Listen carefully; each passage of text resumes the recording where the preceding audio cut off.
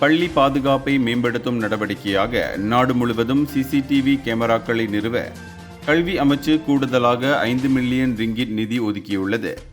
இந்த உடனடி சீர்திருத்தங்கள் நவம்பர் மாதம் முதல் அமலுக்கு வரும் என்று அறிவிக்கப்பட்டுள்ளது. மேலும் இந்த சீர்திருத்தங்களின் ஒரு பகுதியாக 10,000க்கும் மேற்பட்ட புதிய ஆசிரியர்கள் நியமிக்கப்பட உள்ளனர்.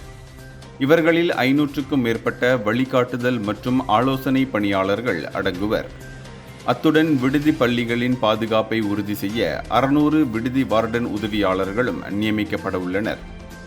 இந்த கல்வி சீர்திருத்தங்கள் போலீசாருடன் கூட்டாண்மையை வலுப்படுத்துதல், ஒழுங்குமுறை விதிகளை மறுபரிசீலனை செய்தல் மற்றும் மாணவர் ஆதரவு திட்டங்களை விரிவுபடுத்துதல் ஆகியவற்றை உள்ளடக்கிய ஒரு பெரிய செயல் திட்டத்தின் அங்கமாகும்.